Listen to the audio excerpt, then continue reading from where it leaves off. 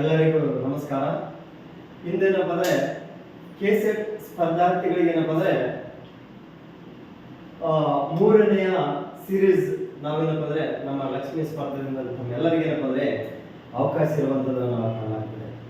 ಇಲ್ಲಿ ನಾವೇನಪ್ಪ ಅಂದರೆ ಮೊದಲನೇದು ಇಲ್ಲಿ ನಾವು ಯಾವೇ ಕ್ವಶನ್ಗಳಾಗಿರುವಂಥದ್ದು ನಾವು ಮೊದಲಿಗೆ ಏನಪ್ಪ ಅಂದರೆ ಇಲ್ಲಿ ನೋಡಿದ ತಕ್ಷಣ ಏನಪ್ಪ ಅಂದರೆ ಕೆಲವು ಈಸಿ ಇರುವಂಥದ್ದನ್ನು ನಾವು ಕಾಣ್ತೀವಿ. ಈಸಿ ಇದ್ದಂಥ ಕ್ವಶನ್ಗಳನ್ನು ನಾವೇನಪ್ಪ ಅಂದರೆ ನೇರವಾದಂಥ ರೀತಿಯಲ್ಲಿ ಅಂದರೆ ನಾವು ಅದು ನೋಡಿ ಆಗಿಕೊಳ್ಳುವಂಥದ್ದು ನಾವು ಕಾಣ್ತೀವಿ. ಇಲ್ಲಿ ನೋಡಿ, ಇಲ್ಲಿ ಲೀಸ್ಟ್ ಒಂದು ಕಾಯ್ದೆ ಕೊಟ್ಟಿದ್ದಾರೆ. ಇಲ್ಲಿ ಲೀಸ್ಟ್ 2 ಅಂತಂದ್ರೆ ಇಯರ್ ಅಂದ್ರೆ ಯಾವ ವರ್ಷದಲ್ಲಿ ಯಾವ ಕಾಯ್ದೆಗಳನ್ನೇನಪ್ಪ ಅಂದರೆ ಜಾರಿಗೆ ಬಂದವು ಅನ್ನುವಂಥ ರೀತಿಯಲ್ಲಿ ನಾವು ಕಾಣಲಾಗ್ತದೆ. ಇಲ್ಲಿ ನೋಡ್ರಿ ಯಾವುದಂತಂದ್ರೆ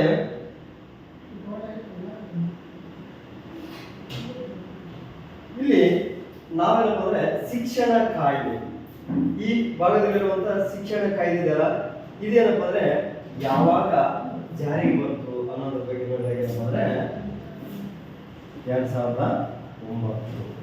ನೆಕ್ಸ್ಟ್ ಮಾಹಿತಿ ಹಕ್ಕು ಅಧಿನಿಯಮ ಇದೆಲ್ಲ ಇದೇನಂತಂದ್ರೆ 2005. ಇದೇನಂತಂದ್ರೆ ಈಗಾಗಲೇ ಮೈಸೂರು ಯೂನಿವರ್ಸಿಟಿ ಅವರೇನಪ್ಪ ಅಂದ್ರೆ ಮಾಹಿತಿ ಹಕ್ಕಿಗೆ ಸಂಬಂಧಪಟ್ಟಂತಂದ್ರೆ ಅದೇನಪ್ಪ ಅಂದ್ರೆ ಅಕ್ಟೋಬರ್ 12, 2005 ಅಂತ ಹೇಳ್ತಂದ್ರೆ ಅಲ್ಲಿ ಕೊಟ್ಟಿರುವಂಥದ್ದು. ನಾವೇನಪ್ಪ ಅಂದ್ರೆ ಇಲ್ಲಿ ಮತ್ತು ಸಹ ಏನಪ್ಪ ಅಂದ್ರೆ ನಮಗೆ ಗೊತ್ತಿರಬೇಕಾಗ್ತದೆ. ಮತ್ತು ಗ್ರಾಹಕರ ರಕ್ಷಣಾ ಕಾಯ್ದೆ ಯಾವಾಗ ಜಾರಿಗೆ ಬಂತು ಅಂತಂದ್ರೆ 1986ರಲ್ಲಿ ಅಂತ ಹೇಳುವಂಥದ್ದು. ನೆಕ್ಸ್ಟ್ ಏನಪ್ಪ ಅಂದ್ರೆ 73ನೇ ಸಂವಿಧಾನದ ತಿದ್ದುಪಡಿ ಕಾಯ್ದೆ ಏನಪ್ಪ ಅಂದ್ರೆ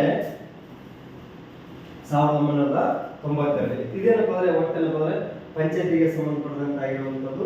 ಇವು ಕೆಲವು ಕ್ವಶನ್ಗಳನ್ನು ಕೇಳುವಂಥದ್ದು ನಾವು ನೋಡಿದ್ವಿ. ಇಲ್ಲಿ ನಮಗೇನಪ್ಪ ಅಂದ್ರೆ ನಾಗರಿಕ ಸನ್ನದ್ದುಗಳ ಬಗ್ಗೆ ಏನಪ್ಪ ಅಂದ್ರೆ ಈ ಕಳೆದ ದಿನಗಳೇನಪ್ಪ ಅಂದ್ರೆ ಪ್ರಶ್ನೆಗಳನ್ನು ನಾವು ನೋಡ್ಬೇಕಾಗ್ತದೆ. ಇಲ್ಲೇನಪ್ಪ ಅಂದ್ರೆ ನೋಡ್ರಿ, ನಾಗರಿಕ ಸನ್ನದ್ದುಗಳ ಪ್ರಸ್ತಾವನೆಯು ಪ್ರಥಮವಾಗಿ ಇವರಿಂದ ಅನಾವರಣಗೊಂಡಿತು ಅಂತ. ಅಂದ್ರೆ ನಾಗರಿಕ ಸನ್ನದ್ದುಗಳಂತಂದ್ರೆ ನಾವು ಯಾಕಂದ್ರೆ ಮೊದಲೇನಪ್ಪ ಅಂದ್ರೆ ನಮ್ಮಲ್ಲಿ ಏನಪ್ಪ ಅಂದ್ರೆ ಯಾರ ಆಡಳಿತ ಇತ್ತು ನಮ್ಮ ಪ್ರಪಂಚದಲ್ಲಿ ಅನ್ನೋದ್ ರೀತಿ ನೋಡಿದಾಗ ಏನಪ್ಪ ಅಂದ್ರೆ ಮೊದಲು ಏನಪ್ಪ ಅಂದ್ರೆ ರಾಜಪ್ರಭುತ್ವ ಇರುವಂತದನ್ನ ನಾವು ಕಾಣಲಾಗ್ತದೆ. ಇಲ್ಲಿ ನಾಗರಿಕ ಸನ್ನದ್ದುಗಳಲ್ಲಿ ಏನಪ್ಪ ಅಂದ್ರೆ ನಮಗೆ ಯಾವ ರೀತಿ ಅಂತಂದ್ರೆ ನಾಗರಿಕ ಸನ್ನದ್ಧ ಅಂತಂದ್ರೆ ನಮಗೆ ಯಾವ್ದಪ್ಪ ಅಂದ್ರೆ ರಾಜಕೀಯ ಹಕ್ಕುಗಳು ಆಗಿರ್ಬೋದು, ಯಾವುದು ರಾಜಕೀಯ ಹಕ್ಕುಗಳಾಗಿರ್ಬೋದು, ಮತ್ತೇನಪ್ಪ ಅಂದ್ರೆ ಸ್ವಾತಂತ್ರ್ಯ ಆಗಿರ್ಬೋದು, ಯಾವುದು ಸ್ವಾತಂತ್ರ್ಯ ಆಗಿರುವಂಥದ್ದು.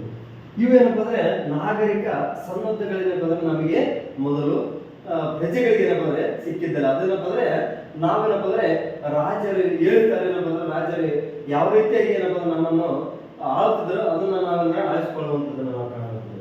ಈ ರೀತಿಯಿಂದ ಏನಪ್ಪ ಅಂದ್ರೆ ಇದರಲ್ಲಿ ಯಾರಪ್ಪ ಅಂದ್ರೆ ನಾಗರಿಕ ಸನ್ನದ್ಧಗಳ ಬಗ್ಗೆ ಏನಪ್ಪ ಅಂದ್ರೆ ಫಸ್ಟಿಗೆ ಏನಪ್ಪ ಅಂದ್ರೆ ಯಾರು ಅನಾವರಣ ಮಾಡಿದ್ರು ಅನ್ನೋದ್ರ ಬಗ್ಗೆ ನೋಡಿದಾಗ ಏನಪ್ಪ ಅಂದ್ರೆ ಫ್ರಾಂಕ್ಲಿಸ್ ಮಿಂಟ್ರಾಂಡ ಅಥವಾ ಜಿಮ್ಮಿ ಕಾರ್ಟರ್ ಮತ್ತು ಮಾರ್ಗರೆಟ್ ಥ್ಯಾಚರ್ ಅಥವಾ ಜಾನ್ ಮೇಜರ್ ಅನ್ನೋ ರೀತಿಯಲ್ಲಿ ಕೇಳಿದ್ದಾರೆ. ಇಲ್ಲೇನಪ್ಪ ಅಂದ್ರೆ ನಾವು ಇದರಲ್ಲಿ ಏನಪ್ಪ ಅಂದ್ರೆ ನಾಗರಿಕ ಸನ್ನದ್ಧಗಳಿಗೆ ಮೊದಲು ಪ್ರಸ್ತಾವನೆ ಮಾಡಿದ್ದು ಯಾರಪ್ಪ ಅಂತಂದ್ರೆ ಜಾನ್ ಮೇಜರ್ ಅನ್ನೋ ರೀತಿಯಲ್ಲಿ ನಾವು ಆನ್ಸರ್ ನೋಡಿದ್ವಿ. ಇಲ್ಲೇನಪ್ಪ ಅಂದ್ರೆ ಫ್ರಾಂಕ್ಲಿಸ್ ಮಿಂಟ್ರಾಂಡ ಬಗ್ಗೆ ಏನಪ್ಪ ಅಂದ್ರೆ ನಾವು ನೋಡ್ಬೇಕಾಗ್ತದ, ಜಿಮ್ಮಿ ಕಾರ್ಟರ್ ಬಗ್ಗೆ ಮಾಹಿತಿ ಬೇಕಾಗ್ತದ, ಮತ್ತು ಮಾರ್ಗರೆಟ್ ಥ್ಯಾಚರ್ ಬಗ್ಗೆ ಮಾಹಿತಿ ನಮಗೆ ಬೇಕಾಗ್ತದೆ. ಇವಾಗ ಏನಂದ್ರೆ ಫ್ರಾಂಕ್ಲಿಸ್ ಮಿಂಟ್ರಾಂಡ ಬಗ್ಗೆ ಏನಪ್ಪ ಅಂದ್ರೆ ನಾವು ನೋಡೋಣ. ಇಲ್ಲಿ ನೋಡ್ರಿ ಯಾರಪ್ಪ ಅಂದ್ರೆ ಫ್ರಾಂಕ್ಲಿಸ್ ಮಿಂಟ್ರಾಂಡ ಅಂದ್ರೆ 1916ರಿಂದ 1996 ಇವರ ಅವಧಿ ಅಂತ ಹೇಳುವಂಥದ್ದು. ಇವರು ಏನಪ್ಪ ಅಂದ್ರೆ ಯಾವ ದೇಶದ ರಾಷ್ಟ್ರಪತಿ ಅಂತಂದ್ರೆ ಫ್ರಾನ್ಸ್ ದೇಶದ ರಾಷ್ಟ್ರಪತಿ. ಇವ್ರೇನಪ್ಪ ಅಂದ್ರೆ 21ನೆಯ ರಾಷ್ಟ್ರಪತಿ ಆಗಿರುತ್ತಾರೆ. ಇವ್ರೇನಪ್ಪ ಅಂದ್ರೆ ದೀರ್ಘಾವಧಿ ಅಂತಂದ್ರೆ 1981ರಿಂದ 1995ರವರೆಗೆ ಏನಪ್ಪ ಅಂದ್ರೆ ಇಲ್ಲಿ ರಾಷ್ಟ್ರಪತಿಯಾಗಿ ಇಲ್ಲಿ ಏನಪ್ಪ ಅಂದ್ರೆ ಅಧಿಕಾರವನ್ನು ವಹಿಸಿಕೊಂಡಿರ್ತಾರೆ. ಇಲ್ಲಿ ಮತ್ತೆ ಫ್ರಾಂಕ್ಲಿಸ್ ಏನಪ್ಪ ಅಂದ್ರೆ ಇವರು ಒಂದು ಪಕ್ಷವನ್ನು ಕಟ್ತಾರೆ. ಆ ಪಕ್ಷ ಏನಪ್ಪ ಅಂದ್ರೆ ಸೋಷಿಯಲಿಸ್ಟ್ ಪಾರ್ಟಿ ಅಂತಂದ್ರೆ ಸಮಾಜವಾದ ಪಕ್ಷವನ್ನು ಇವರೇನಪ್ಪ ಅಂದ್ರೆ ಸಮಾಜವಾದ ಪಕ್ಷ ಕಟ್ತಾರೆ. ಇಲ್ಲಿ ಸಮಾಜವಾದ ಪಕ್ಷ ಇದೇನಪ್ಪ ಅಂದ್ರೆ ತನ್ನದಾದಂತ ರೀತಿಯಲ್ಲಿ ಏನಪ್ಪ ಅಂದ್ರೆ ಸಾಮಾಜಿಕವಾಗಿ ಏನಪ್ಪ ಅಂದ್ರೆ ಸುಧಾರಣೆ ಬಗ್ಗೆ ಹೆಚ್ಚಿನ ರೀತಿಯಲ್ಲಿ ಏನಪ್ಪ ಅಂದ್ರೆ ಮಾಡುವಂಥದ್ದು. ಇವ್ರು ಏನಪ್ಪ ಅಂದ್ರೆ ನಾಗರಿಕರಿಗೆ ಯಾವ ರೀತಿಯಾಗಿ ಏನಪ್ಪ ಅಂದ್ರೆ ಒಂದು ರೀತಿಯಾದಂತ ಅನುಕೂಲ ಕೊಟ್ಟು ಅವರನ್ನು ರಕ್ಷಣೆ ಮಾಡಿದ್ರು ಅನ್ನೋದ್ರ ಬಗ್ಗೆ ನಾವು ನೋಡಿದ್ರೆ ಅವರ ಒಂದು ಸೋಷಿಯಲ್ ರಿಫಾರ್ಮ್ ಅಂದ್ರೆ ಸಾಮಾಜಿಕ ಸುಧಾರಣೆ ನೋಡಿದಾಗ ಏನಪ್ಪ ಅಂದ್ರೆ ಮೊದಲನೇದೇನಪ್ಪ ಅಂದ್ರೆ ಮರಣದಂಡನೆಯನ್ನು ರದ್ದು ಮಾಡಿದ್ದು ಇಂಪಾರ್ಟೆಂಟ್. ಇದು 1981 ಅಂದ್ರೆ ಫ್ರಾಂಕ್ರಿಸ್ ಮಿಲ್ಟನ್ ಏನ್ ಮಾಡ್ತಾರೆ, ಮರಣದಂಡನೆಯನ್ನು ರದ್ದು ಮಾಡ್ತಾರೆ. ಅದೇ ರೀತಿ ಏನಪ್ಪ ಅಂದ್ರೆ ನೆಕ್ಸ್ಟ್ ದೇಶಕ್ಕಾಗಿ ಏನ್ ಮಾಡ್ತಾರಪ್ಪ ಅಂದ್ರೆ ಆರ್ಥಿಕ ನೀತಿಗಳನ್ನ ಏನಪ್ಪ ಅಂದ್ರೆ ಘೋಷಣೆ ಮಾಡ್ತಾರೆ, ಎಕನಾಮಿಕ್ ಪಾಲಿಸಿಯನ್ನು ಮಾಡ್ತಾರೆ. ಅವ್ರು ಏನ್ ಮಾಡ್ತಾರೆ ಅಂದ್ರೆ ಕೈಗಾರಿಕಾ ರಾಷ್ಟ್ರೀಕರಣ ಮಾಡ್ತಾರೆ. ಯಾಕಂದ್ರೆ ಎಲ್ಲಾ ಕೈಗಾರಿಕೆಗಳು ರಾಷ್ಟ್ರೀಕರಣ ಮಾಡಿದ್ರೆ ಏನಪ್ಪ ಅಂದ್ರೆ ಇಡೀ ದೇಶ ಏನಪ್ಪ ಅಂದ್ರೆ ಅಭಿವೃದ್ಧಿ ಅಂತ ಕೊಂಡೊಯ್ತದ ಅನ್ನೋ ರೀತಿಯಲ್ಲಿ ನೆಕ್ಸ್ಟ್ ಪ್ಲಾನಿಂಗ್ ಮಾಡ್ತಾರೆ. ಯೋಜನೆ ಯಾವ ಯೋಜನೆ ಅಂತ ಅಂದ್ರೆ TGV ಹೈ ಸ್ಪೀಡ್ ಟ್ರೈನ್ಗಳಲ್ಲಿ ಅವರು ತಮ್ಮ ಯೋಜನೆಯಲ್ಲಿ ಮಾಡುವಂಥದ್ದು ಕಾಣಲಾಗ್ತದೆ. ಮತ್ತು ಇನ್ನೊಂದೇನಂದ್ರೆ ಯುರೋಪಿನ ಒಂದು ಯುರೋಪ್ ದೇಶದಲ್ಲಿ ಏನಪ್ಪ ಅಂದ್ರೆ ಒಂದು ಅತ್ಯುತ್ತಮವಾದಂತ ಒಂದು ಒಪ್ಪಂದ ಆಗ್ತದೆ. ಆ ಒಪ್ಪಂದ ಅಂದ್ರೆ ಟ್ರೀಟಿ. ಇದಕ್ಕೇನಪ್ಪ ಅಂದ್ರೆ ಯಾವ್ದಂದ್ರೆ ಮ್ಯಾಸ್ಟಿಚ್ ಒಪ್ಪಂದ 1992 ಆಗುವಂಥದ್ದು ನಾವು ಕಾಣಲಾಗ್ತದೆ. ಅದೇ ರೀತಿ ಏನಪ್ಪ ಅಂದ್ರೆ ಇವರ ಒಂದು ಪುಸ್ತಕ ಏನಪ್ಪ ಅಂದ್ರೆ ಈ ರೀತಿ ಇರುವಂತದ್ದನ್ನು ನಾವು ಕಾಣಲಾಗ್ತದೆ. ನೆಕ್ಸ್ಟ್ ಏನಪ್ಪ ಅಂದ್ರೆ ಯಾವಪ್ಪ ಅಂದ್ರೆ ಜಿಮ್ಮಿ ಕಾರ್ಟರ್. ಯಾಕಂದ್ರೆ ನಾಗರಿಕ ಸನ್ನದ್ಧಗಳ ಬಗ್ಗೆ ಏನಪ್ಪ ಅಂದ್ರೆ ಇಲ್ಲಿ ಎರಡನೇ ವ್ಯಕ್ತಿ ಅಂದ್ರೆ ಇವರು ಯಾವ ರೀತಿಯಾಗಿ ಮಾಡಿದ್ದಾರೆ ಅನ್ನೋದ್ರ ಬಗ್ಗೆ ನಾವು ನೋಡಿದಾಗ ಇಲ್ಲಿ ಜಿಮ್ಮಿ ಕಾರ್ಟರ್ ಏನಪ್ಪ ಅಂದ್ರೆ ಇವರು ಅಮೇರಿಕದ ಅಧ್ಯಕ್ಷರು. ಯಾರು? ಅಮೇರಿಕದ ಅಧ್ಯಕ್ಷರು. ಇಲ್ಲಿ ಅಮೇರಿಕ ಅಧ್ಯಕ್ಷರ ಅವಧಿಯಲ್ಲಿ ಇವರ ಅವಧಿಯಲ್ಲಿ ಏನಪ್ಪ ಅಂದ್ರೆ ಕೆಲವು ಏನಪ್ಪ ಅಂದ್ರೆ ಕೋಲ್ಡ್ ವಾರ್ ಸಂಬಂಧಪಟ್ಟಂತೆ ಅಂದ್ರೆ ಈಗಾಗಲೇ ಬಂದ್ರೆ ಕೋಲ್ಡ್ ವಾರ್ ಆಗಿರುವಂತದ್ದು ಮತ್ತು ಈಗಾಗಲೇ ಬಂದ್ರೆ ಅಣ್ವಸ್ತ್ರಗಳನ್ನ ಬಂದ್ರೆ ನಿಷೇಧ ಮಾಡುವಂಥದ್ದು, ಅಣ್ವಸ್ತ್ರಗಳನ್ನ ಬಂದ್ರೆ ಮಿತಿಗೊಳಿಸುವಂಥದ್ದು. ಯಾಕಂದ್ರೆ ಎಲ್ಲರೂ ಬಂದ್ರೆ ಹೆಚ್ಚಿನ ರೀತಿಯಲ್ಲಿ ಬಂದ್ರೆ ತಮ್ಮ ದೇಶವನ್ನು ರಕ್ಷಣೆ ಮಾಡಬೇಕು ಅನ್ನೋ ರೀತಿಯಲ್ಲಿ ಅಂದ್ರೆ ಅಣ್ವಸ್ತ್ರಗಳನ್ನ ಸಂಗ್ರಹಣೆ ಮಾಡಿರ್ತಾರೆ. ಆ ಸಂಗ್ರಹಣೆ ಮಿತಿ ಸಲುವಾಗಿ ಏನಪ್ಪ ಅಂದ್ರೆ 2 ಒಪ್ಪಂದಗಳಾಗ್ತವೆ. ಯಾವ್ದಪ್ಪ ಅಂದ್ರೆ ಸಾಲ್ಟ್ ಒಂದು ಟ್ರೀಟಿ ಅಂದ್ರೆ 1972, ಸಾಲ್ಟ್ 1, ಸಾಲ್ಟ್ 2 ಅಂದ್ರೆ ಇದನ್ನಪ್ಪ ನಮಗೆ ಡೇಟ್ 1972 ಸಾಲ್ಟ್ 1 ಅಂತ ಹೇಳುವಂಥದ್ದು. ಸಾಲ್ಟ್ 2 ಅಂದ್ರೆ 1979 ಅಂದ್ರೆ ಸಾಲ್ಟ್ 2. ಇಲ್ಲಿ ಏನಪ್ಪ ಅಂದ್ರೆ ಈ ಪ್ರಶ್ನೆಗೆ ಸಂಬಂಧಪಟ್ಟಂತೆ ಏನಪ್ಪ ಅಂದ್ರೆ ಕೇಳಿರುವಂತದ್ದನ್ನ ನಾವು ಕಾಣಲಾಗ್ತದೆ. ಯಾಕಂದ್ರೆ ಇದು ಯಾವ ರೀತಿಯಾಗಿ ಯಾರ್ಯಾರ ಮಧ್ಯೆ ಒಪ್ಪಂದ ಆಯ್ತು ಅನ್ನೋದ್ರ ಬಗ್ಗೆ ನಾವು ಕಾಣಲಾಗ್ತದೆ. ಅನವಸರವನ್ನು ಮಿತಿ ಮಾಡುವಂಥದ್ದು, ಅಲ್ಲಿ ನಿಶಸ್ತ್ರೀಕರಣ ಮಾಡುವಂಥದ್ದನ್ನು ನಾವು ಕಾಣಲಾಗ್ತದೆ. ಇಲ್ಲಿ ಏನಂದ್ರೆ ಸಾಲ್ಟ್ 1 ಅಲ್ಲಿ 1972 ಬಂದ್ರೆ ಯಾರ್ಯಾರ ಮಧ್ಯೆ ಆಯ್ತಂದ್ರೆ ಅಮೇರಿಕದ USA ದ ಅಧ್ಯಕ್ಷರಾದಂತ ರಿಚರ್ಡ್ ನಿಕ್ಸನ್. ಇದೇನಪ್ಪ ಅಂದ್ರೆ USA ಅಧ್ಯಕ್ಷ. ಯಾರ? US ಅಧ್ಯಕ್ಷರಂತ ರಿಚರ್ಡ್ ನಿಕ್ಸನ್ ಮತ್ತು ರಷ್ಯಾದ USSR ಯಾರು? ರಷ್ಯಾದ ಪ್ರಧಾನ ಕಾರ್ಯದರ್ಶಿಗಳು. ಯಾರು? ಪ್ರಧಾನ ಕಾರ್ಯದರ್ಶಿಗಳಾದಂತ ಲಿಯೋನಾರ್ಡ್ ಬ್ರೆಜ್ನೆವ್. ಯಾರು? ಲಿಯೋನಾರ್ಡ್ ಬ್ರೆಜ್ನೆವ್ ಮಧ್ಯೆ ಏನಪ್ಪ ಅಂದ್ರೆ ಇಲ್ಲಿ ಸಾಲ್ಟ್ ಒಪ್ಪಂದ ಆಗಿರೋದು ನಾವು ಕಾಣಲಾಗ್ತದೆ. ನೆಕ್ಸ್ಟ್ ಏನಪ್ಪ ಅಂದ್ರೆ ಒಪ್ಪಂದ ಯಾವುದು ಅಂತಂದ್ರೆ ಎರಡನೇದು ಯಾವ್ದಂದ್ರೆ ಸಾಲ್ಟ್ 2 ಟ್ರೀಟಿ 1979. ಇಲ್ಲಿ ಏನಪ್ಪ ಅಂದ್ರೆ ಯಾರು ಬರ್ತಾರೆ ಅನ್ನೋದ್ರ ಬಗ್ಗೆ ನಾವು ನೋಡ್ಬೇಕಾಗ್ತದೆ. ಯಾಕಂದ್ರೆ ನಾವು ಜಿಮ್ಮಿ ಕಾರ್ಟರ್ ಬರ್ತಾರೆ. ಸಾಲ್ಟ್ 2 ಅಲ್ಲಿ ಯಾರು ಬರ್ತಾರಪ್ಪ ಅಂದ್ರೆ ಅಮೆರಿಕದ ಅಧ್ಯಕ್ಷರಾದಂತ ಜಿಮ್ಮಿ ಕಾರ್ಟರ್ ಮತ್ತು ಇದೇ ಸೇಮ್ ಇರ್ತಾರೆ. ಯಾರು? USS ನ ರಷ್ಯಾದ ಪ್ರಧಾನ ಕಾರ್ಯದರ್ಶಿ ಅಂತ ಯಾರಪ್ಪ ಅಂದ್ರೆ ಲಿಯೋನಾರ್ಡ್ ಬ್ರೆಜ್ನೆವ್. ಇಲ್ಲಿದ್ದಾರೆ. ಬಟ್ ಏನಪ್ಪ ಅಂದ್ರೆ ಇಲ್ಲಿ ಅಮೆರಿಕ ಅಧ್ಯಕ್ಷ ಏನಪ್ಪ ಅಂದ್ರೆ ಇಲ್ಲಿ ಟ್ರೀಟಿ 1 ಏನಪ್ಪ ಅಂದ್ರೆ ರಿಚರ್ಡ್ ನಿಕ್ಸನ್ ಇರುವಂತದ್ದು. ಇಲ್ಲಿ ಎರಡನೇ ಟ್ರೀಟಿ ಯಾರಪ್ಪ ಅಂದ್ರೆ ಜಿಮ್ಮಿ ಕಾರ್ಟರ್ ಇರುವಂತದ್ದು. ಇಲ್ಲಿ ಸೇಮ್ ಇರುವಂತದ್ದು, ಇಲ್ಲಿ ಬದಲಿರುವಂತದ್ದು. ಈ ರೀತಿ ಏನಪ್ಪ ಅಂದ್ರೆ ನಾವು ಯಾವುದೇ ರೀತಿಯಲ್ಲಿ ಹೋಲಿಕೆ ಮಾಡಿಕೊಳ್ಬೇಕು ಅಂದಾಗ ಮಾತ್ರ ಮಾಹಿತಿ ಗೊತ್ತಾಗುವಂಥದ್ದು. ನೆಕ್ಸ್ಟ್ ಏನಪ್ಪ ಅಂದ್ರೆ ಮೂರನೇ ಆಪ್ಷನ್ಸ್ ಏನಪ್ಪ ಅಂದ್ರೆ ಮಾರ್ಗರೆಟ್ ಥ್ಯಾಚರ್ ಬಗ್ಗೆ ಏನಪ್ಪ ಅಂದ್ರೆ ಕೇಳಿದ್ರೆ ಮಾರ್ಗರೆಟ್ ಥ್ಯಾಚರ್ ಬಗ್ಗೆ ಏನಪ್ಪ ನಮಗೆ ಪರಿಪೂರ್ಣವಂತ ಮಾಹಿತಿ ಇರಬೇಕಾಗ್ತದೆ. ಈಗ ಏನಪ್ಪ ಅಂದ್ರೆ ಬ್ರಿಟಿಷ್ ರಾಜಕೀಯದಲ್ಲಿ ದೀರ್ಘಾವಧಿಯಾದಂತ ಪ್ರಧಾನ ಮಂತ್ರಿ ಆಗಿರ್ತಾರೆ. ಅಂದ್ರೆ ಕೋಲ್ಡ್ ವಾರ್ ಅಂತ್ಯದಲ್ಲಿ ಇವರು ಏನಪ್ಪ ಅಂದ್ರೆ ತಮ್ಮದಾದಂತ ರೀತಿಯಲ್ಲಿ ವಿಚಾರಗಳನ್ನ ನಾವು ನೋಡಲಾಗ್ತದೆ. ಅದೇ ರೀತಿ ಏನಂದ್ರೆ ಇವರು ಮಾರ್ಗರೆಟ್ ಥ್ಯಾಚರ್ ಇದಾರಲ್ಲ, ಇವರು ಏನಪ್ಪ ಅಂದ್ರೆ ಹೌಸ್ ಆಫ್ ಲಾರ್ಡ್ಸ್ ಮೆಂಬರ್ ಆಗಿರ್ತಾರೆ, ಅಂದ್ರೆ ಮೇಲ್ಮನೆಯ ಸದಸ್ಯರಾಗಿರುವಂತಹ ಕಾಣಾಗ್ತದೆ. ಅದೇ ರೀತಿ ಇವರು ಏನಪ್ಪ ಅಂದ್ರೆ ಖಾಸಗಿ ನೀತಿಯನ್ನಾಗಿರ್ಬೋದು ಮತ್ತು ಮಾಹಿತಿ ತಂತ್ರಜ್ಞಾನ ಅಂತಂದ್ರೆ IT ಕ್ಷೇತ್ರಕ್ಕೆ ಸಂಬಂಧಪಟ್ಟಂತೆ ಹಲವಾರು ರೀತಿಯಾದಂತಹ ಯೋಜನೆಗಳನ್ನು ಕೈಗೊಳ್ಳುವಂತ ನಾವು ಕಾಣಾಗ್ತದೆ. ಅದೇ ರೀತಿ ಏನಂದ್ರೆ ಇಂಪಾರ್ಟೆಂಟ್ ಅಂದ್ರೆ ಇವ್ರನ್ನ ಮಿಲ್ಕ್ ಸ್ನ್ಯಾಚರ್ ಅಂತೇಳಿ ಟೀಕೆ ಮಾಡ್ತಾರೆ. ಯಾಕೆ ಮಾಡ್ತಾರ ಅನ್ನೋದ್ರ ಬಗ್ಗೆ ನಮಗೆ ಬೇಕಾತಂದ್ರೆ ಮಕ್ಕಳಿಗೆ, ಯಾರಿಗೆ ಮಕ್ಕಳಿಗೆ ಏನ್ ಮಾಡ್ತಾರಂದ್ರ ಉಚಿತವಾಗಿ ಏನಪ್ಪ ಅಂದ್ರೆ ಹಾಲನ್ನು ಕೊಡ್ತಿರ್ತಾರೆ. ಹಾಲನ್ನು ಏನ್ ಮಾಡ್ತಾರ ರದ್ದು ಮಾಡ್ತಾರೆ. ಅಂದ್ರೆ ಮಕ್ಕಳಿಗೆ ಉಚಿತವಾಗಿ ಹಾಲನ್ನು ಕೊಡ್ತಿರ್ತಾರ, ಅದನ್ನ ರದ್ದು ಮಾಡಿದ್ರ ಸಲುವಾಗಿ ಇಲ್ಲೇನಪ್ಪ ಅಂದ್ರೆ ಇವ್ರನ್ನ ಏನ್ ಮಾಡ್ತಾರ ಮಿಲ್ಕ್ ಸ್ನ್ಯಾಚರ್ ಅನ್ನುವಂತ ರೀತಿಯಲ್ಲಿ ಅಂದ್ರೆ ಇವ್ರನ್ನ ಟೀಕೆ ಮಾಡುವಂತದನ್ನು ನಾವು ಕಾಣಲಾಗಿದೆ. ಇವರು ಮತ್ತೇನಪ್ಪ ಅಂದ್ರೆ ಮಾರ್ಗರೆಟ್ ಥ್ಯಾಚರ್ ಏನಪ್ಪ ಅಂದ್ರೆ ಇವರ ಒಂದು ಆತ್ಮಕಥನ ನೋಡಿದಾಗ ಏನಪ್ಪ ಅಂದ್ರೆ ದ ಡೌನಿಂಗ್ ಸ್ಟ್ರೀಟ್ ಇಯರ್ಸ್ 1993 ಅನ್ನೋ ರೀತಿಯಲ್ಲಿ ನಾವು ಕಾಣಲಾಗ್ತದೆ. ನೆಕ್ಸ್ಟ್ ಏನಪ್ಪ ಅಂದ್ರೆ ಇಲ್ಲಿ ನಾವೇನಪ್ಪ ಅಂದ್ರೆ ಜಾನ್ ಮೇಜರ್ ಏನಪ್ಪ ಅಂದ್ರೆ ಅವರ ಅವಧಿಯಲ್ಲಿ ಅಂದ್ರೆ ನಾಗರಿಕ ಸನ್ನದ್ಧಗಳು, ರಾಜಕೀಯ ಆಗಿರ್ಬೋದು, ಸ್ವಾತಂತ್ರ್ಯ ಆಗಿರ್ಬೋದು ಮತ್ತು ಸರ್ಕಾರದಲ್ಲಿ ಭಾಗವಹಿಸುವಂತದ್ದಾಗಿರ್ಬೋದು, ಇವೆಲ್ಲ ಏನಪ್ಪ ಅಂದ್ರೆ ಜಾನ್ ಮೇಜರ್ ನಾಗರಿಕ ಸನ್ನದ್ಧಗಳಲ್ಲಿ ನಾವು ಕಾಣ್ತೀವಿ ಅನ್ನೋದ್ರ ಬಗ್ಗೆ ನೋಡಿದ್ವಿ. ಇಲ್ಲಿ ನಮಗೇನಪ್ಪ ಅಂದ್ರೆ ಮೊದಲೇನಪ್ಪ ಅಂದ್ರೆ ನಮಗೆ ಒಂದು ಘೋಷಣೆ ಆಗ್ತದೆ. ಯಾವ್ದಪ್ಪ ಅಂದ್ರೆ ಮ್ಯಾಗ್ನಾ ಕಾರ್ಟಾ ಘೋಷಣೆ. ಅಂದ್ರೆ ಯಾವಾಗ ಅಂದ್ರೆ ಜೂನ್ 5, 1215 ಏನಪ್ಪ ಅಂದ್ರೆ ಮ್ಯಾಗ್ನಾ ಕಾರ್ಟಾ ಕಾಯ್ದೆ ಘೋಷಣೆ ಆಗ್ತದೆ. ಇಲ್ಲಿ ಏನಪ್ಪ ಅಂದ್ರೆ ಮೇನ್ ಯಾವ್ದಪ್ಪ ಅಂದ್ರೆ ಇಂಗ್ಲೆಂಡ್ ನಲ್ಲಿ ಈಗಾಗಲೇ ಅಂದ್ರೆ ನಾಗರಿಕ ಸನ್ನದ್ಧಗಳು ಇರ್ತವೆ. ಮೊದಲನೇದು ಯಾವ್ದಪ್ಪ ಅಂದ್ರೆ ಮ್ಯಾಗ್ನಾ ಕಾರ್ಟಾ ಫಸ್ಟ್ ಇಯರ್. ಇದೇನಪ್ಪ ಅಂದ್ರೆ ನಾಗರಿಕ ಸನ್ನದ್ಧಗಳ ಬಗ್ಗೆ ಏನಪ್ಪ ಅಂದ್ರೆ ಇಲ್ಲಿ ಎಲ್ಲಾ ರೀತಿಯಾದಂತಹ ಅವಕಾಶಗಳನ್ನು ಕೊಡುವಂತ ಒಂದು ಸನ್ನದ್ಧ ಯಾವ್ದಪ್ಪ ಅಂದ್ರೆ ಮ್ಯಾಗ್ನಾ ಕಾರ್ಟಾ ಕಾಯ್ದೆ. ಇಲ್ಲಿ ಮ್ಯಾಗ್ನಾ ಕಾರ್ಟಾ ಘೋಷಣೆ. ಇಲ್ಲಿ ಏನಂದ್ರೆ ಮ್ಯಾಗ್ನಾ ಕಾರ್ಟಾ ಏನ್ ಮಾಡ್ತಂದ್ರೆ ರಾಜಪ್ರಭುತ್ವ, ಅಂದ್ರೆ ರಾಜನೇ ಆಳ್ವಿಕೆ ಮಾಡ್ತಿದ್ದಾನೆ. ರಾಜನ ಶಕ್ತಿ ಅಂದ್ರೆ ರಾಜನ ಪ್ರಭುತ್ವ ಏನ್ ಮಾಡ್ತದ, ಇದು ಏನ್ ಮಾಡ್ತಂದ್ರೆ ಮಿತಿಯನ್ನು ಬಳಸ್ತದ. ಯಾವುದು ಮ್ಯಾಗ್ನಾ ಕಾರ್ಟಾ.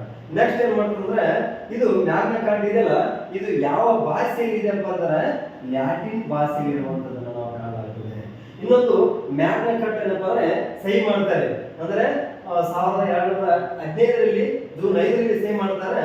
ಎಲ್ಲಿ ಮಾಡ್ತಾರಪ್ಪ ಅಂದ್ರೆ ರನ್ನಿಂಗ್ ಮೀನಲ್ಲಿ ಸಹಿ ಮಾಡುವಂತದನ್ನ ನಾವು ಕಾಣಲಾಗ್ತದೆ. ಇಲ್ಲಿ ಮ್ಯಾಗ್ನಾ ಕಾರ್ಟಾ ಏನಪ್ಪ ಅಂದ್ರೆ ಎಷ್ಟು ವಿಧಿಗಳು ಇದಾವೆ ಅಂತಂದ್ರೆ 63 ವಿಧಿಗಳಿರುವಂತದನ್ನ ನಾವು ಕಾಣಲಾಗ್ತದೆ. ಇಲ್ಲಿ ಏನಪ್ಪ ಅಂದ್ರೆ ಯಾವುದೇ ರೀತಿ ಮ್ಯಾಗ್ನಾ ಕಾರ್ಟಾ ಇದೆ ಏನಪ್ಪ ಅಂದ್ರೆ no man is above the law ಅಂತೇಳಿ. ಅಂದ್ರೆ ಇಲ್ಲಿ ಏನಪ್ಪ ಅಂದ್ರೆ ಲಾ ಗಿಂತ ಮಿಗಿಲಾದಂತ ವ್ಯಕ್ತಿ ಯಾರಿಲ್ಲ ಅನ್ನೋ ರೀತಿಯಲ್ಲಿ ಕಾಣಲಾಗ್ತದೆ. ಅದೇ ರೀತಿ ಮ್ಯಾಗ್ನಾ ಕಾರ್ಟಾ ಅಂದ್ರೆ ರೂಲ್ ಆಫ್ ಲಾ, ಕಾನೂನಿನ ಆಳ್ವಿಕೆ. ಅಂದ್ರೆ ಯಾವುದೇ ಆಡಳಿತ ಮಾಡ್ಬೇಕಾದ್ರೆ ನಾವೇನಪ್ಪ ಅಂದ್ರೆ ಕಾನೂನಿನ ಆಳ್ವಿಕೆ ಮೂಲಕ ಮಾಡಬೇಕನ್ನೋ ರೀತಿಯಲ್ಲಿ ನಾವು ಕಾಣಲಾಗ್ತದೆ. ಮತ್ತು ನಾಗರಿಕ ಸನ್ನದ್ಧದಲ್ಲಿ ಎರಡನೇದು ಯಾವ್ದಪ್ಪ ಅಂದ್ರೆ ಮೊದಲೇದು ಅದು ಕಾಣ್ತೀವಿ. ನೆಕ್ಸ್ಟ್ ಏನಪ್ಪ ಅಂದ್ರೆ ಬಿಲ್ ಆಫ್ ರೈಟ್ಸ್. ಯಾವುದು ಬಿಲ್ ಆಫ್ ರೈಟ್ಸ್ ಅಂದ್ರೆ 1680. ಇದೇನಪ್ಪ ಅಂದ್ರೆ ಇದು ಕೂಡ ಏನಪ್ಪ ರಾಜನ ಮನೆತನದ ಅಧಿಕಾರಗಳು ಅಂತಂದ್ರೆ ರಾಜಪ್ರಭುತ್ವ ಏನ್ ಮಾಡ್ತದ ಮಿತಿ ಮಾಡುವಂತ. ಇದು ಬಿಲ್ ಆಫ್ ರೈಟ್ಸ್ ಏನಪ್ಪ ಅಂದ್ರೆ ಯಾರ ಅವಧಿ ಆಗ್ತದೆ ಅಂದ್ರೆ ರಾಜ್ಯ ವಿಲಿಯಂ 3 ಮತ್ತು ರಾಣಿ ಯಾರಪ್ಪ ಅಂದ್ರೆ ಮೇರಿ 2 ಅವಧಿಯಲ್ಲಿ ಆಗುವಂತದ್ದು ನಾವು ಕಾಣಲಾಗ್ತದೆ. ಇಲ್ಲಿ ಬಿಲ್ ಆಫ್ ರೈಟ್ಸ್ ಇದೆಲ್ಲ ಇದೇನ್ ಮಾಡ್ತಂದ್ರೆ ಸಂವಿಧಾನಾತ್ಮಕವಾದಂತಹ ರಾಜತಂತ್ರ, ಅಂದ್ರೆ ಸಂವಿಧಾನದ ಅನುಗುಣವಾಗಿ ಏನಪ್ಪ ಅಂದ್ರೆ ಆಡಳಿತ ಮಾಡಬೇಕು ಅನ್ನೋ ರೀತಿಯಲ್ಲಿ ಬಿಲ್ ಆಫ್ ರೈಟ್ಸ್ ಅಲ್ಲಿ ನಾವು ಕಾಣಲಾಗ್ತದೆ. ಅದೇ ರೀತಿಯಾಗಿ ಅಂದ್ರೆ ಇಲ್ಲಿ ಯಾವ್ದಪ್ಪ ಅಂದ್ರೆ ಯಾವುದೇ ಇಲ್ಲಿ ರಾಜ್ಯ ಇದನ್ನಲ್ಲ ಆ ವ್ಯಕ್ತಿ ಏನಪ್ಪ ಅಂದ್ರೆ ಕಾನೂನುಗಳನ್ನು ಬದಲಾವಣೆ ಮಾಡಬೇಕಾಗಿದ್ರೆ ಆ ಕಾನೂನುಗಳನ್ನು ಬದಲಾವಣೆ ಮಾಡ್ಬೇಕಂದ್ರೆ ಇಲ್ಲಿ ಯಾರ ಅನುಮತಿ ಬೇಕು, ಪಾರ್ಲಿಮೆಂಟ್. ಇಲ್ಲಿ ಮೊದಲಾಗಿ ಏನಪ್ಪ ಅಂದ್ರೆ ತನ್ನ ಬಿಲ್ ಆಫ್ ರೈಟ್ ಮೂಲಕ ಏನಂದ್ರೆ ಇಲ್ಲಿ ಅಧಿಕಾರಿಗಳ ಈ ಬಿಲ್ ಆಫ್ ರೈಟ್ಸ್ ಇದೆಲ್ಲ ಇದೇನಂದ್ರೆ ಪ್ರೇರಣೆ ನೀಡ್ತದ. ಯಾವತ್ತಂದ್ರೆ 1789 ಫ್ರೆಂಚ್ ಕ್ರಾಂತಿಗೆ ಪ್ರೇರಣೆ ನೀಡುವಂತದನ್ನು ನಾವು ಕಾಣಲಾಗ್ತದೆ. ಇಲ್ಲಿ ಕ್ರಾಂತಿ ಫ್ರೆಂಚ್ ಕ್ರಾಂತಿ ಏನಪ್ಪ ಅಂದ್ರೆ ಈಗಾಗಲೇ ಅಂದ್ರೆ ಸಮಾನತೆ ಬರುವಂತದನ್ನ ನಾವು ಕಾಣಲಾಗ್ತದೆ, ಸ್ವಾತಂತ್ರ್ಯ ಕಾಣ್ತೀವಿ. ನೆಕ್ಸ್ಟ್ ಏನಪ್ಪ ಅಂದ್ರೆ ಮಾತೃತ್ವ ಇದೇನಪ್ಪ ಅಂದ್ರೆ ಫ್ರೆಂಚ್ ಕ್ರಾಂತಿ ಇರುವಂತ ಕೆಲವು ತತ್ವಗಳನ್ನು ಕಾಣಲಾಗ್ತದೆ. ಅದರಿಂದ ಏನಪ್ಪ ಅಂದ್ರೆ ಬಿಲ್ ಆಫ್ ರೈಟ್ಸ್ ಇದೆಲ್ಲ ಯಾವುದರ ನಂತರ ಬಂತು ಅಂತಂದ್ರೆ ಗ್ಲೋರಿಯಸ್ ರೆವಲ್ಯೂಷನ್ 1688ರ ನಂತರ ಬಂದಿರುವಂತದ್ದು ಬಿಲ್ ಆಫ್ ರೈಟ್ಸ್. ನೆಕ್ಸ್ಟ್ ಏನಪ್ಪ ಅಂದ್ರೆ ಇದು ಬಿಲ್ ಆಫ್ ರೈಟ್ಸ್ ಇದೆಯಲ್ಲ, ಇದು ನಾಗರಿಕ ಸನ್ನದ್ಧ ಇದೆಯಲ್ಲ, ಇದೇನಪ್ಪ ಅಂದ್ರೆ ಯಾವ ಸಂವಿಧಾನಗಳಿಗೆ ಪ್ರೇರಣೆ ನೀಡಿತು ಅಂತ ನಾವು ನೋಡಿದಾಗ ಭಾರತದ ಸಂವಿಧಾನಕ್ಕೆ, ಅಮೆರಿಕ ಸಂವಿಧಾನಕ್ಕೆ, ಫ್ರಾನ್ಸ್ ಸಂವಿಧಾನಕ್ಕೆ ಏನಪ್ಪ ಅಂದ್ರೆ ಇಲ್ಲಿ ಏನು ಮಾಡ್ಯಾರ, ಇದು ಬಿಲ್ ಆಫ್ ರೈಟ್ಸ್ ಏನಂತಾರೆ ಒಂದು ರೀತಿಯಾದಂತ ಮೋಟಿವೇಶನ್ ಆಗಿಲ್ಲ, ಪ್ರೇರಣೆ ಆಗಿರುವಂತದ್ದನ್ನು ನಾವು ಕಾಣಲಾಗ್ತದೆ. ನೆಕ್ಸ್ಟ್ ಅಂದ್ರೆ ಯಾವುದೇ ಒಬ್ಬ ರಾಜ್ಯ ಆಗಿರ್ಬೋದು, ಇಲ್ಲೇನಪ್ಪ ಅಂದ್ರೆ ಯಾವುದೇ ಟ್ಯಾಕ್ಸ್ ಅನ್ನು ಉಳಿಸಬೇಕಾದ್ರೆ, ಯಾವುದು ತೆರಿಗೆಯನ್ನು ಉಳಿಸಬೇಕಾದ್ರೆ ಸಂಸತ್ತಿನ ಅನುಮತಿ ಬೇಕಾಗಿರುವಂತದ್ದನ್ನು ನಾವು ಕಾಣಲಾಗ್ತದೆ. ಇಲ್ಲಿ ನೋಡ್ರಿ ಮೂರನೇ ಪ್ರಶ್ನೆ ಬಂತು, ಇದೇನಪ್ಪ ಅಂದ್ರೆ ಅದರ ಬಗ್ಗೆ ಎಲ್ಲಾ ರೀತಿಯ ನಾವು ಮಾಹಿತಿಯನ್ನು ಕೊಟ್ಟಿವಿ. ನೆಕ್ಸ್ಟ್ ಏನಪ್ಪ ಅಂದ್ರೆ ಮೂರನೇ ಅಂದ್ರೆ ಉತ್ತಮ ಆಡಳಿತ ಬಗ್ಗೆ ಏನಪ್ಪ ನಾವು ನೋಡಿದಾಗ ಏನಪ್ಪ ಅಂದ್ರೆ ವಾಜಪೇಯಿ ಅವರ ಜನ್ಮದಿನ ಅಂದ್ರೆ ಡಿಸೆಂಬರ್ 5 ಗುಡ್ ಗವರ್ನೆನ್ಸ್ ಡೇ ಅಂತ ನಾವು ಆಚರಣೆ ಮಾಡ್ತೀವಲ್ಲ, ಅದೇ ರೀತಿ ಏನಪ್ಪ ಅಂದ್ರೆ ಈ ಉತ್ತಮ ಆಳ್ವಿಕೆಗೆ ಸಂಬಂಧಪಟ್ಟದಂತೆ ಪ್ರಶ್ನೆ ಇದ್ದೇ ಇರ್ತದ.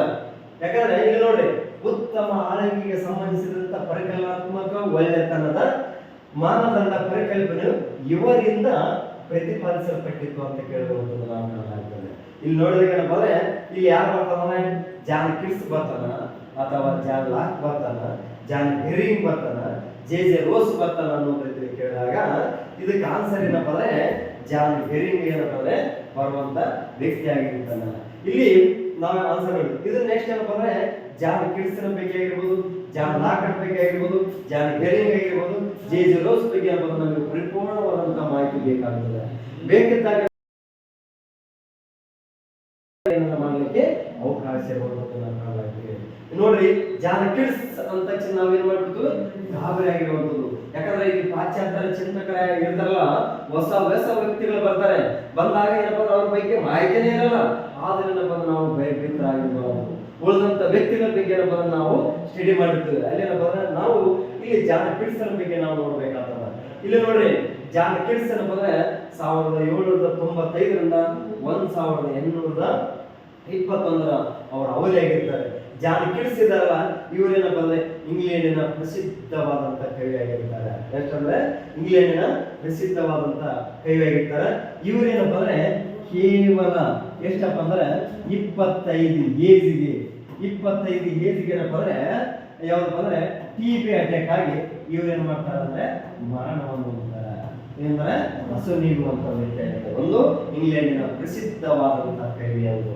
ಇವ್ರು ಏನ್ ಮಾಡ್ತಾರೆ, ಇವರ ಒಂದು ಸಾಹಿತ್ಯವನ್ನು ನೋಡಿದಾಗ ಅಂದ್ರೆ ರೊಮ್ಯಾಂಟಿಕ್ ಅಂದ್ರೆ ನೈಸರ್ಗಿಕ ಸೌಂದರ್ಯ ಮತ್ತು ಏನ್ ಮಾಡ್ತಾರ ಪ್ರೇಮದ ಬಗ್ಗೆ ಏನಪ್ಪ ಅಂದ್ರೆ ಇವರು ತಮ್ಮದಾದಂತ ಶೈಲಿಯಲ್ಲಿ ಹೇಳುವಂತ ವ್ಯಕ್ತಿ ಆಗಿರ್ತಾರೆ. ಇವರ ಒಂದು ಕಾವ್ಯ ಶೈಲಿ ಏನಪ್ಪ ಅಂದ್ರೆ ಸಾನೆಟ್ ನಲ್ಲಿ ಇರುವಂತದ್ದನ್ನ ಕಾಣಬಹುದು. ಅಂದ್ರೆ ಸಾನೆಟ್ ಯಾವ ರೀತಿ ಅಂತಂದ್ರೆ ಈಸಿ ಆಗಿರುವಂತದ್ದು, ಸುಲಭ ಇರ್ತದ, ನೈಜವಾಗಿರ್ತದೆ, ರಿಯಾಲಿಟಿ ಇರುವಂತದ್ದು, ಭಾವಪೂರ್ಣವಾಗಿ ಇರುವಂತದ್ದು. ಯಾವುದರಲ್ಲಿ ಇವರ ಕಾವ್ಯ ಶೈಲಿ ಏನಪ್ಪ ಅಂದ್ರೆ ಸೆನೆಟ್ ನಲ್ಲಿ ಅನ್ನುವಂಥದ್ದು. ನೆಕ್ಸ್ಟ್ ಅಂದ್ರೆ ಇವರ ಕೃತಿಗಳನ್ನ ಓಡ್ ಟು ಹೇ ನೈಟಿಂಗೇಲ್ ಅನ್ನೋ ರೀತಿ ಕಾಣಲಾಗ್ತದೆ. ಇದು ಯಾವುದ್ರ ಬಗ್ಗೆ ಏನಪ್ಪ ಅಂದ್ರೆ ಮೃತ್ಯು ಮತ್ತು ಅಸ್ಥಿರತೆ ಬಗ್ಗೆ ಇರುವಂತದನ್ನು ನಾವು ಕಾಣಲಾಗ್ತದೆ. ಇಲ್ಲಿ ಇವರ ಕಾವ್ಯ ಏನಪ್ಪ ಅಂದ್ರೆ ಈ ರೀತಿ ಇರುವಂತದನ್ನು ನಾವು ಕಾಣಲಾಗ್ತದೆ. ನೆಕ್ಸ್ಟ್ ಏನಪ್ಪ ಅಂದ್ರೆ ನೆಕ್ಸ್ಟ್ ಆಪ್ಷನ್ಸ್ ಏನಪ್ಪ ಅಂದ್ರೆ ಇಲ್ಲಿ ಯಾವ್ದಪ್ಪ ಅಂದ್ರೆ ಗುಡ್ ಗವರ್ನೆನ್ಸ್ ಬಗ್ಗೆ ಆಗಿರುವಂತದ್ದು. ನೆಕ್ಸ್ಟ್ ನಾವು ನೋಡಿದಾಗ ಅಂದ್ರೆ ಜಾನ್ ಲಾಕ್ ಬಗ್ಗೆ ಕೇಳ್ತೀವಿ. ಯಾಕಂದ್ರೆ ಜಾನ್ ಲಾಕ್ ಏನಪ್ಪ ಅಂದ್ರೆ ಇಂಪಾರ್ಟೆಂಟ್ ಇರುವಂತ ಒಬ್ಬ ಪಾಶ್ಚಾತ್ಯ ಚಿಂತಕ. ಇಲ್ಲಿ ಏನಪ್ಪ ಅಂದ್ರೆ ಇವ್ರದ್ದೇನಪ್ಪ ಇವರ ಒಂದು ಇಂಗ್ಲೆಂಡ್ ಅಂತ ನಾವು ಹೇಳುವಂಥದ್ದು. ಇವರ ಅವಧಿ 1632ರಿಂದ 1704. ಈ ಏನಪ್ಪ ಅಂದ್ರೆ ಇವರು ನ್ಯಾಚುರಲ್ ರೈಟ್ ಅಂದ್ರೆ ಪ್ರಾಥಮಿಕ ಹಕ್ಕುಗಳು.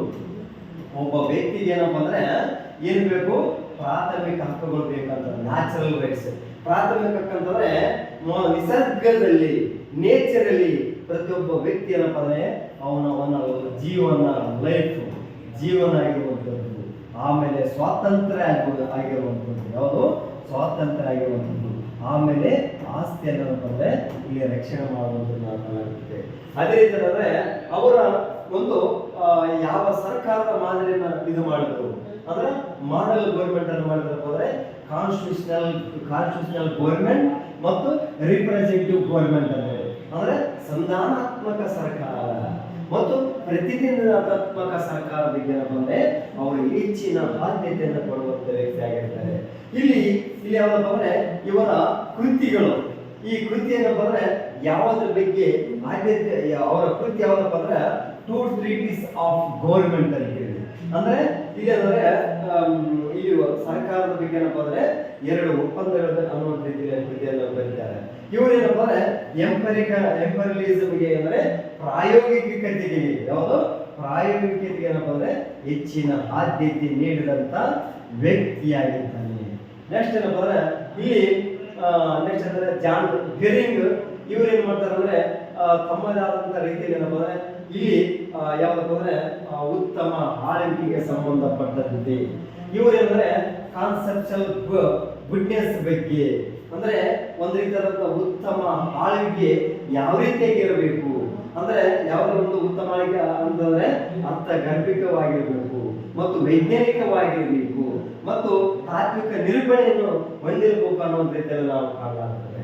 ಒಟ್ಟು ಏನಂದ್ರೆ ಇವರು ಯಾವಪ್ಪ ಅಂದ್ರೆ ಈಗಾಗಲೇ ಇದರಲ್ಲಿ ಬರ್ತದೆ ಯಾವಪ್ಪ ಅಂದ್ರೆ ರೂಲ್ ಆಫ್ ಲಾ, ಅಂದ್ರೆ ಯಾವಪ್ಪ ಅಂದ್ರೆ ವಿಶ್ವ ಬ್ಯಾಂಕಿನ ಯಾವುದು ವಿಶ್ವ ಬ್ಯಾಂಕಿನ ಇಂಡೆಕ್ಸ್ ಅಂದ್ರೆ ಅನುಸೂಚಿಗಳ ಪ್ರಕಾರ, ಯಾವ್ದ ಅನುಸೂಚಿ, ಈ ಅನುಸೂಚಿ ಪ್ರಕಾರ ಅಂದ್ರೆ ಉತ್ತಮ ಆಳ್ವಿಕೆ, ಯಾವುದು ಉತ್ತಮವಾದಂತ ಆಳ್ವಿಕೆಗೆ ಸೂಚ್ಯಂಕಗಳು ಯಾವ್ಯಾವ ಇರಬೇಕು ಅನ್ನೋದ್ರ ಬಗ್ಗೆ ನೋಡ್ಬೇಕೇನಪ್ಪ ಅಂದ್ರೆ ರೂಲ್ ಆಫ್ ಲಾ ಆಗಿರುವಂಥದ್ದು, ಕಾನೂನಿನ ಆಳ್ವಿಕೆ. ನೆಕ್ಸ್ಟ್ ಕಂಟ್ರೋಲ್ ಆಫ್ ಕರಪ್ಷನ್ಸ್, ಭ್ರಷ್ಟಾಚಾರವನ್ನು ನಿಯಂತ್ರಣ ಇರುವಂಥದ್ದು.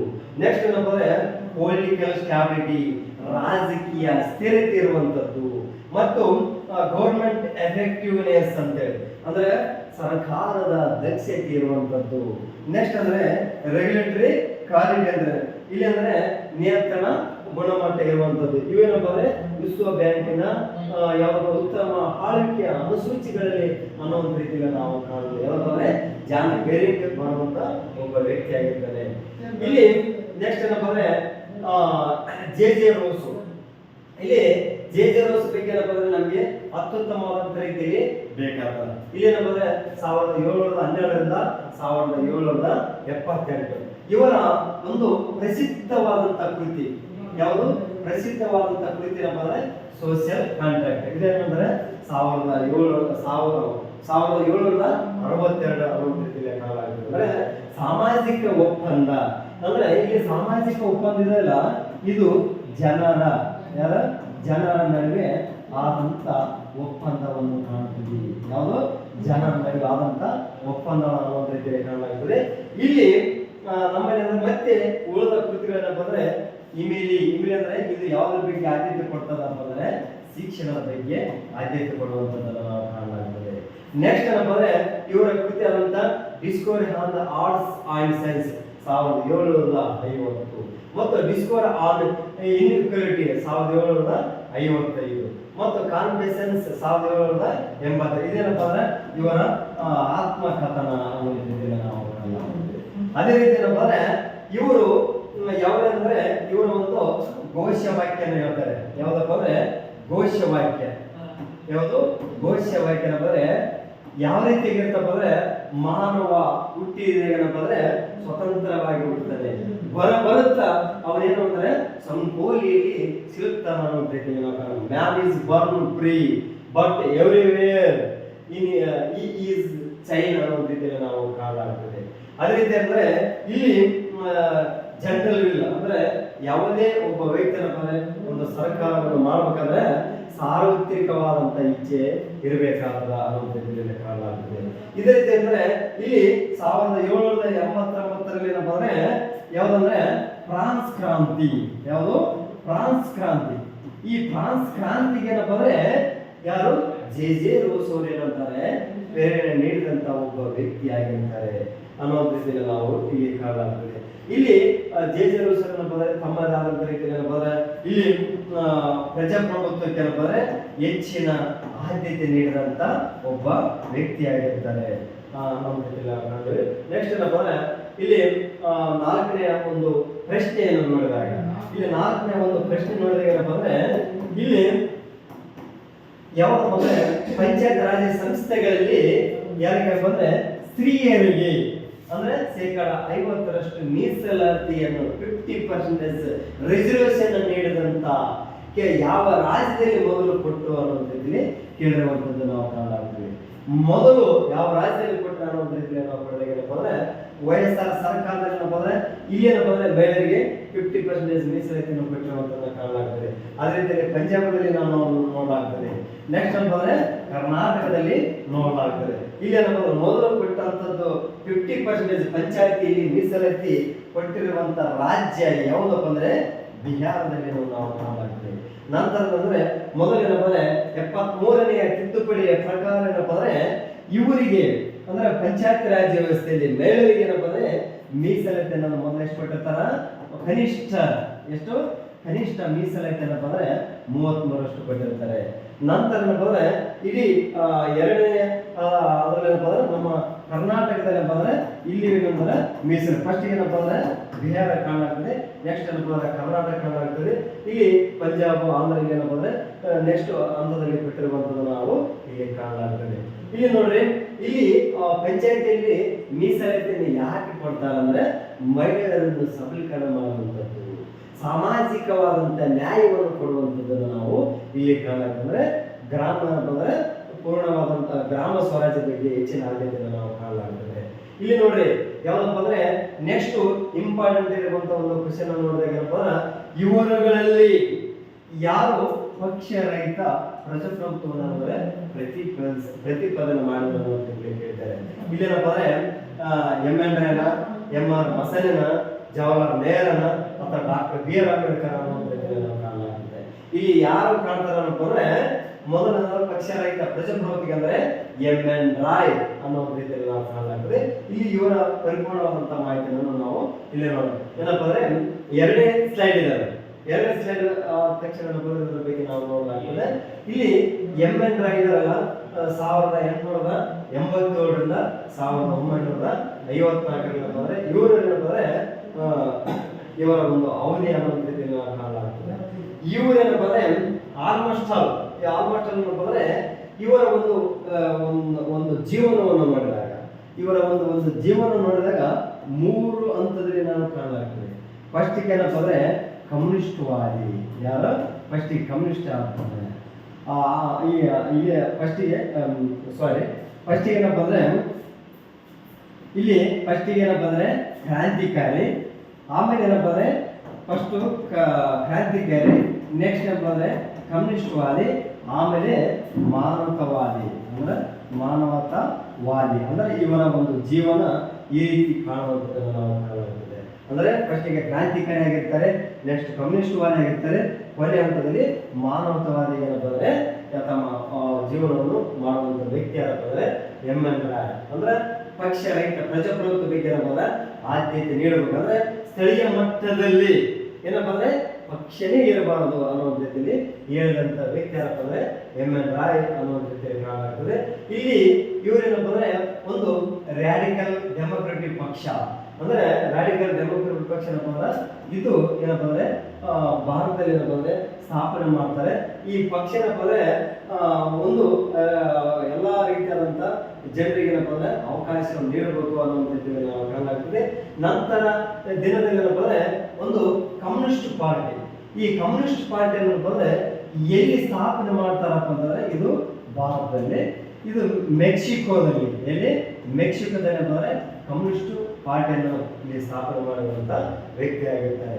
ಇಲ್ಲಿ ನೋಡ್ರಿ ಆಮೇಲೆ ನಂತರದಲ್ಲಿ ಏನಪ್ಪ ಅಂದ್ರೆ ರ್ಯಾಡಿಕಲ್ ಡೆಮೊಕ್ರೆಟಿಕ್ ಪಾರ್ಟಿ ಏನಪ್ಪ ಅಂದ್ರೆ ರದ್ದಾದ ನಂತರದಲ್ಲಿ ಏನಪ್ಪ ಅಂದ್ರೆ ಇಲ್ಲಿ ರ್ಯಾಡಿಕಲ್ ಹ್ಯೂಮನಿಸಂ ಏನಪ್ಪ ಅಂದ್ರೆ ಇವರು ಆದ್ಯತೆಯನ್ನು ಕೊಡ್ತಾರೆ. ಈ ರ್ಯಾಡಿಕಲ್ ಹ್ಯೂಮನಿಸಂ ಇದೆಲ್ಲ ಇದು ಯಾರ ವಿರುದ್ಧವಾಗಿ ಏನಪ್ಪ ಅಂದ್ರೆ ರ್ಯಾಡಿಕಲ್ ಹ್ಯೂಮನಿಸಂ ಬಗ್ಗೆ ಬಂತು ಅಂದರೆ ಮಾರ್ಕ್ಸಿಸ್ಟ್ ಮತ್ತು ಲೆನಿನ್ ಪ್ರಿನ್ಸಿಪಲ್ಸ್ ತತ್ವಗಳ ವಿರುದ್ಧವಾಗಿ ಏನಪ್ಪ ಅಂದ್ರೆ ರ್ಯಾಡಿಕಲ್ ಹ್ಯೂಮನಿಸಂ ಏನಪ್ಪ ಅಂದ್ರೆ ತತ್ವ ಬಂದಿರುವಂತದನ್ನು ನಾವು ಕಾಣಲಾಗ್ತದೆ. ಅದೇ ರೀತಿ ಅಂದ್ರೆ ಇವರ ಇಲ್ಲಿ ಕೃತಿಗಳು ಇಲ್ಲಿ ಕೃತಿಗಳನ್ನ ಬಂದ್ರೆ ಇವರು ನಮ್ಗೇನಂದ್ರೆ ಗೊತ್ತಾಗಬೇಕಾಗ್ತದೆ. ಇಲ್ಲಿ ಕೃತಿಗಳನ್ನು ನೋಡಿದಂತ ಸಂದರ್ಭದಲ್ಲಿ ಬಂದ್ರೆ ಯಾವ್ದಂದ್ರೆ ಒಂದೇದು fragments of a prison diary. ಇದೇನಪ್ಪ ಅಂದ್ರೆ 12 ವರ್ಷಗಳ ಕಾಲ ದೀರ್ಘ ಜೈಲಿದ್ದಂತ ಸಂದರ್ಭದಲ್ಲಿ ಈ ಕೃತಿಯನ್ನು ಬರೆದಿದ್ದಾರೆ. ಇದು ಬಹಳಷ್ಟು ಇಂಪಾರ್ಟೆಂಟ್ ಇರುವಂಥದ್ದು ಜೈಲಿದ್ದಂತ ಸಂದರ್ಭದಲ್ಲಿ. ನೆಕ್ಸ್ಟ್ ಏನಪ್ಪ ಅಂದ್ರೆ ಎರಡನೇನಪ್ಪ ಅಂದ್ರೆ revolution and counter revolution in China ಅಂತೇಳಿ. ಅಂದ್ರೆ ಇದು 1925ರಿಂದ 27ರ ಅವಧಿಯಲ್ಲಿ ಚೀನಾ ಕ್ರಾಂತಿಗೆ ಸಂಬಂಧಪಟ್ಟಂತೆ ಇಲ್ಲಿ ಬರ್ತದೆ. ಮತ್ತು ಇನ್ನೊಂದಂದ್ರೆ ಮೂರನೇದು ರೀಸನ್, ರೊಮ್ಯಾಂಟಿಸಮ್ ಅಂಡ್ ರೆವಲ್ಯೂಷನ್ ಬಗ್ಗೆ ಹೇಳುವಂತ ವ್ಯಕ್ತಿ ಆಗಿರ್ತಾನೆ. ನೆಕ್ಸ್ಟ್ ಏನಂದ್ರೆ ಹಿಸ್ಟಾರಿಕಲ್ ರೋಲ್ ಆಫ್ ಇಸ್ಲಾಮಿಕ್ ಮುಸ್ಲಿಮರ ಪಾತ್ರ. ಅಂದ್ರೆ ಇತಿಹಾಸದಲ್ಲಿ ಏನಪ್ಪ ಅಂದ್ರೆ ಮುಸ್ಲಿಮರ ಇತಿಹಾಸದಲ್ಲಿ ಇವರ ಪಾತ್ರ ಬಗ್ಗೆ ನಾವು ನೋಡಲಾಗುತ್ತದೆ. ಮತ್ತು ಇಲ್ಲಿ ಐದನೇದಂದ್ರೆ ಪೊಲಿಟಿಕ್ಸ್, ಪವರ್ ಅಂಡ್ ಪಾರ್ಟಿಸನ್. ಪ್ರಜಾಪ್ರಭುತ್ವದಲ್ಲಿ ಏನಂದ್ರೆ ರಾಜಕೀಯ ಮತ್ತು ಅಧಿಕಾರ ಪಕ್ಷಗಳ ಬಗ್ಗೆ ಇಲ್ಲಿ ನಾವು ನೋಡಲಾಗುತ್ತದೆ. ಅನ್ನೋದ್ರಲ್ಲಿ ನಾವು ಕಾಣಲಾಗ್ತದೆ. ಇವರೇನಂದ್ರೆ ಅನುಶೀಲನ ಸಮಿತಿಯ ಕ್ರಾಂತಿಕಾರಿ ಸಂಘಟನೆ ಸದಸ್ಯರಾಗಿರುವಂತ ಒಬ್ಬ ವ್ಯಕ್ತಿ ಆಗಿರ್ತಾರೆ. ಇವರೇನಂದ್ರೆ ಅರವಿಂದ್ ಘೋಷ್ ಅವರ ಒಬ್ಬ ಅಂದ್ರೆ ಕ್ರಾಂತಿಕಾರಿ ವ್ಯಕ್ತಿಗಳಿಂದ ಏನಂದ್ರೆ ಪ್ರೇರಣೆ ಹೊಂದಿರುವಂತ ಒಬ್ಬ ವ್ಯಕ್ತಿಯಾಗಿರ್ತಾರೆ. ಇಲ್ಲೇನಂದ್ರೆ ಇವರು ನಂತರ ದಿನದಂದ್ರೆ ಹಲವಾರು ರೀತಿಯಾದಂತ ವೈಜ್ಞಾನಿಕವಾದಂತಹ ಸುಧಾರಣೆಗಳನ್ನು ಇಲ್ಲಿ ವಹಿಸಿರುವಂತ ಒಬ್ಬ ವ್ಯಕ್ತಿ ಆಗಿರ್ತಾರೆ. ನೆಕ್ಸ್ಟ್ ಏನಂದ್ರೆ ಕೊನೆಯದಾಗಿ ಯಾರಪ್ಪ ಅಂದ್ರೆ ಎಂ.ಆರ್. ಮಸಾನಿ ಅಂತ. ಎಂ.ಆರ್. ಮಸಾನಿ ಏನಂದ್ರೆ 1909ರಿಂದ 1997ರ ಅವಧಿ ಏನಪ್ಪ ಅಂದ್ರೆ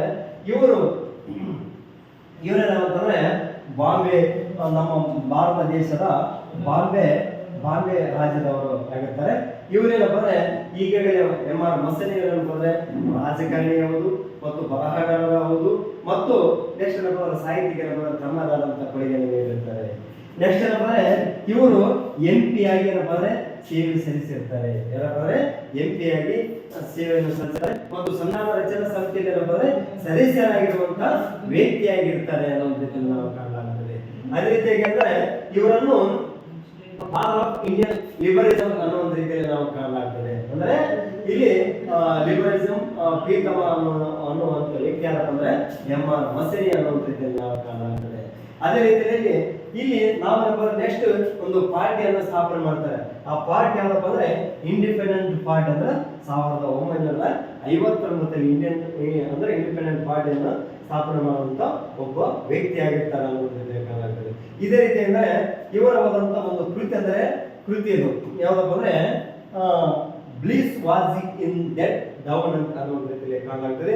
ಅದೇ ರೀತಿ ಇವರ ಒಂದು ಪತ್ರಿಕೆ, ಈ ಪತ್ರಿಕೆ ಯಾವ್ದಪ್ಪ ಅಂದ್ರೆ ಫ್ರೀಡಮ್ ಫಸ್ಟ್ ಅಂತೇಳಿ ಇಲ್ಲಿ ನಾವು ಕಾಣಲಾಗ್ತದೆ.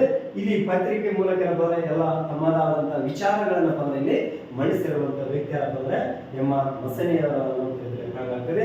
ಮತ್ತು ಇವರ ಒಂದು ಪುಸ್ತಕ ಯಾವ್ದಪ್ಪ ಅಂದ್ರೆ ಈ ಪುಸ್ತಕ ಇದೆಯಲ್ಲ ಅವರ್ ಇಂಡಿಯಾ ಅಂತಂದ್ರೆ ಯುವಕರಿಗೆ ಇಡೀ ದೇಶದ ಆಗಿರುವಂತ ಒಂದು ಸಮಸ್ಯೆಗಳ ಬಗ್ಗೆ ಆಗಿರ್ಬೋದು, ಸಾಮಾಜಿಕ ಸಮಸ್ಯೆ, ಆರ್ಥಿಕ ಸಮಸ್ಯೆ ಬಗ್ಗೆ ಏನಪ್ಪ ಅಂದ್ರೆ ಸ್ಪಷ್ಟವಾದಂತ ಪುಸ್ತಕದಲ್ಲಿ ಅವರ ಇಂಡಿಯಾದಲ್ಲಿ ಏನಪ್ಪ ಅಂದ್ರೆ ನಾವು ಕಾಣಲಾಗ್ತದೆ ಅನ್ನೋದು ಕಾಣಲಾಗ್ತದೆ. ಇಲ್ಲಿ ಒಟ್ಟಂದ್ರೆ ಎಂ.ಆರ್. ಮಸಾನಿ ಅವರನ್ನಪ್ಪ ಅಂದ್ರೆ ತಮ್ಮದೇ ಆದಂತ ರೀತಿಯಲ್ಲಿ ಇವರಂದ್ರೆ ಒಟ್ಟಿಗೆ ವೃತ್ತಿಯನ್ನು ಕೈಗೊಂಡಿರ್ತಾರೆ ಮತ್ತು ಸಂಧಾನ ಸಮಿತಿಯಲ್ಲಿ ಏನಪ್ಪ ಅಂದ್ರೆ ಸದಸ್ಯರಾಗಿರುವಂತ ವ್ಯಕ್ತಿ ಆಗಿರ್ತಾರೆ. 2 ಅವಧಿಗಳಿಗೆ ಏನಪ್ಪ ಅಂದ್ರೆ ಇವರು MP ಆಗಿರುವಂತ ವ್ಯಕ್ತಿ ಆಗಿರ್ತಾರೆ ಅನ್ನೋದ್ರಿಂದ ನಾವು ಕಾಣಲಾಗ್ತದೆ. ನೆಕ್ಸ್ಟ್ ಮುಂದಿನ ತರಗತಿಗಳನ್ನಪ್ಪ ಅಂದ್ರೆ ಮುಂದಿನ ಎಪಿಸೋಡ್ ಅಲ್ಲಿ ನಾವು ನೋಡೋಣ. Thank you.